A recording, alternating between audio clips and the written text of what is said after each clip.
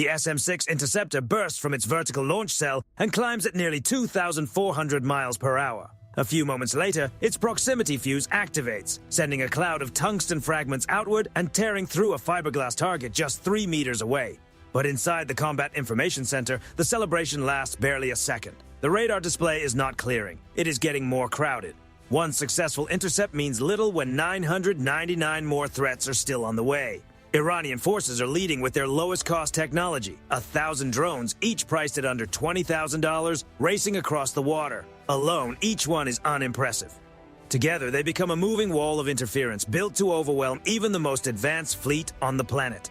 The Aegis combat system is now tracking hundreds of incoming targets. Its processors are running at full capacity, but the horizon is still filled with dark shapes moving closer. Then one gets through. A drone no larger than a kitchen table slips past the defensive perimeter and slams into the SPY-1 radar array on the bridge of the lead destroyer. The impact is small, just a flash of fire, broken plastic, and scattered debris. But the damage is serious. The ship's main radar face is cracked. In an instant, a billion-dollar destroyer is partially blinded in the middle of one of the most dangerous areas on Earth. And while the crew is still reacting to the radar damage, something else moves below the surface. Beneath the drone swarm, Iran has positioned Ghadir-class mini-submarines. They have been resting silently on the sandy floor of the Gulf for weeks, waiting for the carrier group to cross a specific GPS line. Then the sonar headsets come alive with a sharp, rising tone. Torpedo in the water. The destroyer fires its Mark 54 lightweight torpedoes into the waves. One mini-sub is torn apart under the force of the counterattack, its hull collapsing under pressure. But the second submarine has already launched. 2 heavyweight torpedoes are now moving toward the carrier's escorts at roughly 50 miles per hour. The destroyer commander has no time to wait for a perfect lock. The order is given to launch a spread of Nulka active decoys.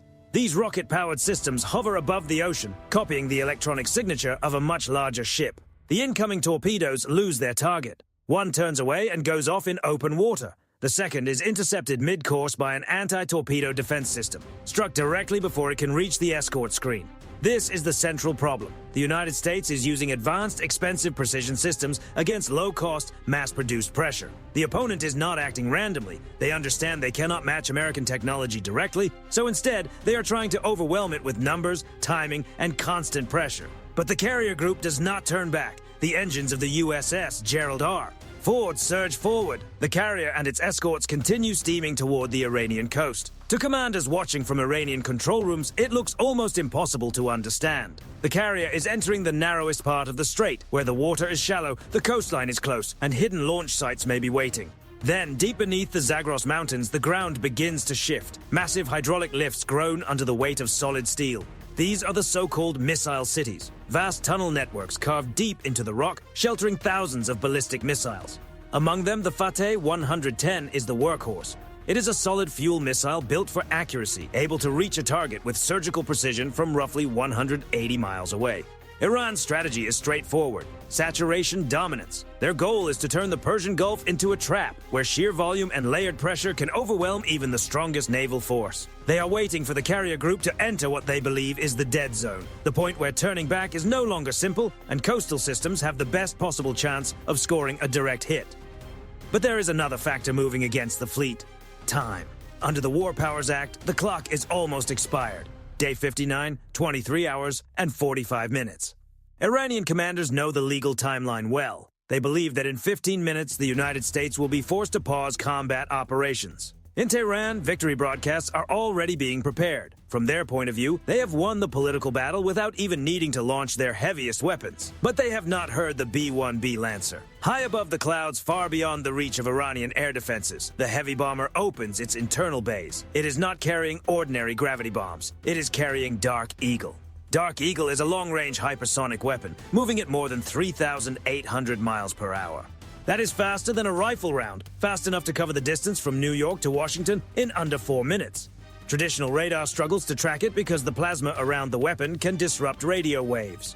And even if it is detected, no known interceptor can realistically chase it down in time. Then the damaged destroyer from earlier, the one struck by the drone, suddenly begins broadcasting a huge open electronic signal. The Iranians take the bait. They activate their main targeting radars, trying to lock onto the weakened ship and finish the job. But this is the second twist. The damaged destroyer is not what it appears to be. It is a ghost ship. an empty hull, operated remotely as a decoy. The real crew had been moved off hours earlier. The moment Iranian radar systems come online, they expose far more than they realize.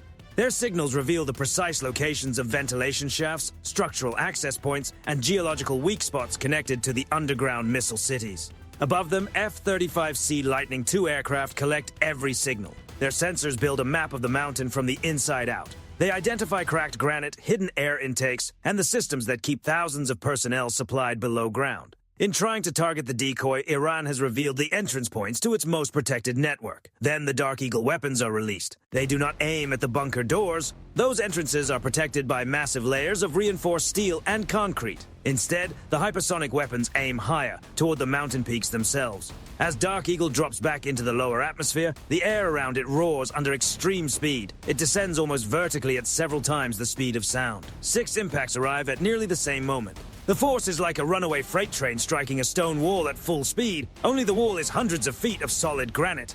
The mountain gives way under the shock. Massive sections of rock collapse inward and slide down the slopes, throwing a dense cloud of dust into the air. The bunker exits vanish beneath a wall of rubble.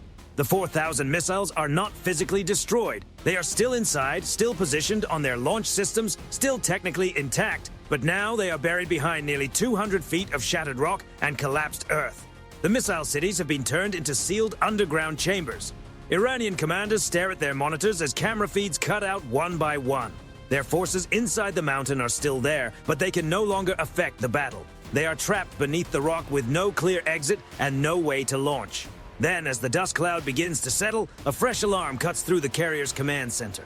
The collapse took out the known bunker entrances, but one hidden coastal hatch, missed by previous tracking, is sliding open near Bandar Abbas. A Shahab 3 medium-range missile begins to rise. This launch is different. The nose cone carries orange markings, signaling a high-value payload and a possible non-standard threat. It is the regime's final attempt to shift the outcome and save face. The B-1B Lancer is no longer in position. The destroyers are still occupied with the remaining drone wave. The Shahab 3's engine ignites fully, and its trajectory points toward the USS Gerald R. Ford. If it reaches peak altitude and begins its final descent, stopping it becomes almost impossible. The impact would carry enormous force. From the carrier deck, 2 F-35C Lightning II stealth fighters are launched into the sky. They climb fast, quiet and controlled, like shadows moving through the air. Their internal bays open, revealing AIM-12 OD AMRA missiles. This is a boost phase intercept, one of the hardest actions in modern air combat. The pilots have to strike the rocket while it is still climbing, before it reaches the upper atmosphere and becomes far harder to reach. The F-35C pilots use their electro-optical targeting systems to lock onto the heat from the Shahab 3's engine. One AMRAAM launches and races upward through the yellow exhaust trail. It connects with the rocket's fuel section just after it passes 30,000 feet. A huge flash expands across the sky as the missile breaks apart mid-climb. Its final push ends as burning fragments fall harmlessly into the sea. The immediate threat is gone, but Iran still has one more move on the surface. From sea caves along the coast, a swarm of Zulfiqar fast attack boats rushes into open water. These are the small, fast hunters of the Gulf, roughly 40 feet long, capable of reaching 70 miles per hour, and armed with Kausar anti-ship missiles. They move in sharp zigzags, making them difficult for the destroyer's 5-inch guns to track. The distance closes quickly. 5 miles, 4 miles. They are now too close for the fleet's heavier defensive missiles to be used effectively. From the carrier's hangar deck, 4 MH-60R Seahawk helicopters lift off, each carrying AGM-114 Hellfire missiles. The helicopters stay low over the water, using sea spray and wave clutter to reduce their radar profile. A Hellfire launches with a soft rush and strikes the lead boat directly in its engine section. At full speed, the craft breaks apart across the water in a burst of fire, salt spray, and debris. The Seahawks move through the attack formation with precision. Within 4 minutes, 16 boats are burning wrecks across the surface. The swarm has been stopped, the surface threat is over, Iran's main arsenal has been neutralized. But the operation is not finished because the threat was never only the launch systems. It is also the industrial network that supports them. While debris from the fast boats is still falling into the water, the B-1B Lancer fleet releases its second wave. AGM-158J ASSM cruise missiles. These are stealthy long-range missiles designed to slip through defended airspace and reach the infrastructure that keeps the entire system running. They skim just above the waves at 550 miles per hour, flying so low that shoreline defenses barely have a chance to register them. The target is Karg Island, the beating heart of Iran's oil network. A massive share of the country's revenue moves through this single piece of land. The mission is not aimed at housing areas or civilian quarters. The focus is infrastructure, pump stations, transfer points, and the bridges linking the island to the mainland. In exactly 120 seconds, the regime's main economic artery is cut. Iran's war machine has lost its launchers, and now it is losing the money needed to rebuild them. Then, without warning, the Iranian coastline goes dark. This is the work of the MALD-J, the miniature air-launched decoy jammer. For the past hour, these small, unmanned systems have been circling near Tehran's Air Defense Command network, pretending to be entire formations of heavy bombers. Iranian operators, confused by the signals, have been launching S-400 interceptors at targets that were never really there. Their missile inventory has been drained, chasing empty signatures in the sky.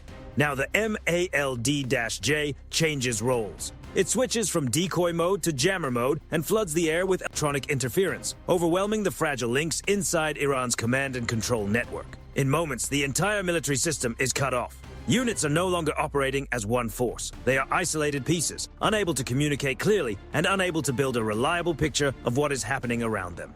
And while Iranian teams struggle to bring their radios and screens back online, a low-flying MH-60M Black Hawk, painted in matte black, approaches the perimeter of the Bushehr reactor complex.